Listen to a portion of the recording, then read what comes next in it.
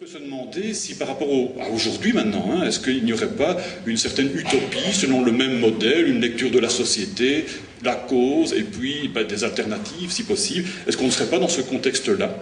Et bien qu'on n'en ait peut-être pas conscience, donc lorsqu'on parle d'habitat groupé, ce serait donc intéressant d'aller voir quel est le discours qui sous-tend ce genre de pensée, ce genre de pratique, ce style de vie finalement. Alors on pourrait se dire peut-être, mais ça c'est à titre d'hypothèse et il faudrait sans doute approfondir, quelle serait la vision critique que l'on pourrait proposer de la société aujourd'hui? C'est pas compliqué. Souvent dans les discours ambiants que l'on entend, il y a ce discours répétitif qui est, c'est vrai qu'on est dans une société vraiment misérable, beaucoup souffrent, beaucoup sont exclus, et tout simplement parce que nous vivons dans un contexte qui se caractérise par l'individualisme. Et c'est souvent ça qu'on mettra en avant. Maintenant, on pourrait peut-être faire ressortir d'autres éléments, peu importe, mais enfin c'est l'individualisme, l'atomisation de la société, si vous voulez, qui est vu comme le grand fléau de notre société aujourd'hui. La cause, évidemment, tout le monde la connaît, évidemment, parce qu'on n'arrête pas d'en parler aussi, c'est le libéralisme sauvage, évidemment, qui broie tout son passage. On sait bien que pour assurer la rentabilité, le système est prêt à broyer les individus, broyer les familles. Regardez, on fait exploser des familles, littéralement. Par exemple, si vous êtes parent, vos enfants vont aller travailler à l'autre bout du monde, ou bien vous avez des ménages qui ont du mal à vivre ensemble. Pour vous donner un cas concret, par exemple, un couple qui est obligé de travailler et chacun travaille de son côté, et ils n'arrivent pas à avoir d'enfants simplement parce qu'ils ne sont jamais ensemble. Et du coup, le problème pour eux, ça va devenir comment faire pour avoir un enfant, et c'est un cas réel, et le seul truc qu'ils ont trouvé, c'est de recourir à une fivette. Comme ça, quand monsieur revient en Belgique, il va faire son petit don, puis quand madame revient, elle va vite le chercher. Mais c'est pour vous dire que c'est vrai que c'est un système de fou, où les gens viennent à avoir toujours des désirs tout à fait légitimes, et pour les accomplir, ils doivent passer par de la médecine, par des trucs, enfin bref. Donc on se dit, c'est fou ce machin-là, ça devient absurde, bien entendu. Enfin soit. Donc c'est un système qui est le système du libéralisme, qui broie les individus, qui broie les familles, bien entendu, qui massacre l'écologie, l'environnement évidemment, qui exploite tant que c'est rentable, on y va, peu importe les conséquences à long terme, bien entendu, et qui conçoit l'habitat éventuellement comme ce qui est économiquement rentable, d'une manière ou d'une autre. D'un point de vue social, par exemple, ce seront les HLM, on sait mettre plein de gens là-dedans, c'est très bien, et qui se débrouillent après, par exemple. Enfin bon, ce genre de choses. Donc on pourrait avoir un discours comme ça qui essaie d'identifier la cause dans un système qui est essentiellement économico-social, et qui effectivement est assez interpellant aujourd'hui.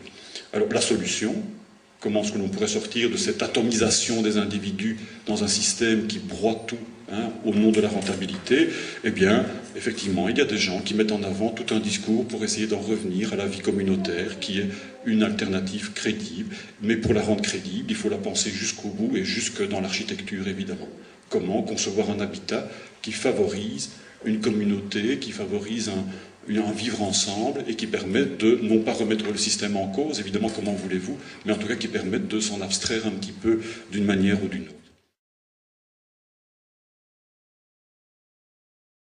Maintenant, quand vous avez la démarche philosophique en tête, vous vous dites, oui, dans le fond, c'est vrai qu'il y a peut-être quelque chose de ce genre-là comme discours qui sous-tend ce type d'architecture qu'est l'habitat groupé, ce style de vie à part entière. Mais vous devez toujours vous demander, est-ce que ce n'est pas une vision un peu unilatérale? Est-ce qu'on ne devrait pas peut-être essayer de nuancer? Et donc se faire maintenant l'avocat du diable, en quelque sorte. Et c'est vrai que vous pourriez vous dire, est-ce que véritablement l'habitat groupé relève d'une utopie? Est-ce que ce ne serait pas au contraire, et je vous le soumets à titre d'hypothèse, on pourra en parler après si vous voulez, mais personnellement j'ai du mal à trancher, c'est sans doute un peu des deux, est-ce qu'on ne pourrait pas dire aussi que l'habitat groupé, c'est au contraire une des manifestations du libéralisme dans lequel on vit? Pourquoi pas, après tout? Et alors on pourrait essayer de trouver des exemples ou des espèces d'arguments pour essayer d'appuyer cette hypothèse, quitte à la réfuter après, mais enfin toujours est-il, est-ce qu'elle est crédible à titre d'hypothèse? Mais il me semble qu'on pourrait dire que oui. Simplement parce que le libéralisme, on l'a dit à l'instant, atomise les individus. Et ça se traduit notamment par le fait que chacun vit comme il veut. Si vous voulez, dans le système libéral dans lequel nous vivons, c'est vrai que chacun est un individu à part entière et chacun a le droit d'avoir les valeurs qui sont les siennes et personne n'a à l'imposer à qui que ce soit. Enfin, chacun fait comme il veut, dans tous les domaines de la vie. On fait sa famille comme on veut, on fait son couple comme on veut, on investit son travail comme on veut et on habite comme on veut après tout. Et dans quelle mesure la démarche qui consiste à trouver des alternatives à l'habitat normal, si vous voulez, classique, mais dans quelle mesure est-ce que ça ne contribue pas à renforcer cette démarche individualiste, quand bien même le but ici est de vivre ensemble.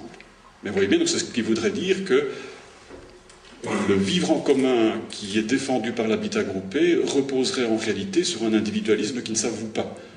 Et de fait, si vous attaquez ceux qui vont essayer d'avoir ce genre d'initiative, qu'est-ce qu'ils vont dire en dernier ressort pour essayer de défendre leur cause? Mais on a le droit de faire comme on veut après tout.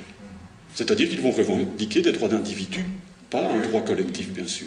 Donc la première hypothèse, mais c'est peut-être à réfuter, hein, enfin, le premier argument, ce serait peut-être de dire, dans le fond, la démarche par laquelle effectivement on innove, on invente des trucs aujourd'hui, des alternatives, etc., c'est peut-être le reflet de ce libéralisme qui veut mettre l'accent sur l'individu, et chacun aujourd'hui effectivement a le droit de faire comme il veut finalement, mais ça ne fait que renforcer le système et l'entretenir, bien entendu. Autre exemple que l'on pourrait dire, c'est tout simplement le fait que le libéralisme, évidemment, s'accommode très bien du goût de la nouveauté. Pour que ça fonctionne au niveau économique, il faut qu'on invente en permanence des nouveautés. Et donc c'est la logique de la consommation qui est là derrière. Quand bien même on essaye de trouver des alternatives à la consommation normale, il n'empêche, le fait d'inventer d'autres manières d'habiter avec d'autres arguments, d'autres valeurs, d'autres éthiques, etc., ça permet d'innover, de faire d'autres choses, etc., et ça fait tourner la machine aussi, bien entendu. Et donc certains pourraient dire, hein, je me fais l'avocat du diable ici, donc vous voyez que finalement votre invention, c'est tout à fait dans l'air du temps, ça n'est rien, ce n'est en rien une alternative, c'est en rien une utopie. Aujourd'hui, le nouveau, pour se faire vendre, doit se faire passer pour une alternative, mais en réalité, ça ne fait qu'entretenir le système, évidemment.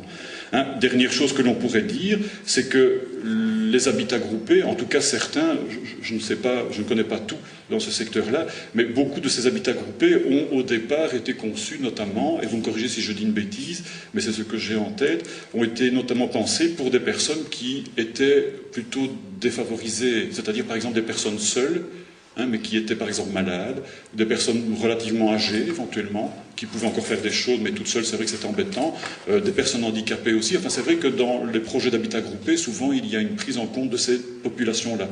Et on pourrait se demander, c'est le troisième argument, hein, pour conforter l'hypothèse, mais est-ce que finalement l'habitat groupé n'est pas une réponse qui permette d'organiser tous ces gens-là qui ne savent pas quoi faire dans le système libéral, mais de telle sorte que quand on s'occupe d'eux ainsi, on leur permet de vivre ensemble de manière plus ou moins autonome, eh bien, cela permet au système, au libéralisme, de continuer son petit bonhomme de chemin, évidemment. Plutôt que de le remettre en question, on fait nos petits habitats entre nous, et le système continue, évidemment. Et donc, est-ce que c'est vraiment une utopie qui essaye de changer les choses, ou bien est-ce que c'est finalement une espèce de petite soupape que se crée le libéralisme pour pouvoir mieux persévérer? Enfin bon, c'est un fameux débat, évidemment. Mais en fait, donc, vous voyez bien, est-ce que ça repose sur une utopie, le rêve d'un autre monde, ou bien est-ce que l'habitat groupé, finalement, n'est rien d'autre qu'un avatar parmi d'autres, hein, de ce libéralisme qui crée en permanence dans tous les sens, et tant que ça fait tourner le système, eh bien c'est très bien, et tant mieux.